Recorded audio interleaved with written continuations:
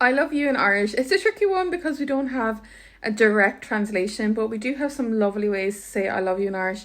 So if you want to add them to a card, a text, or your socials this Valentine's Day, here are 3 different ways that you can say I love you. One is tá mé in rólat. Tá mé in rólat. Tá mé in rólat, which means I am in love with you, literally. So this is more of a romantic love rather than something you would say to your kids.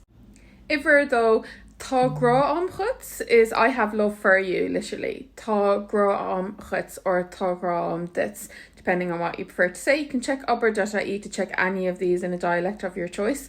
Tá grá am chuts, I have love for you, and you can use this with anybody. And then a third really nice way to say it is grá mo chríthú, which literally means you are the love of my heart.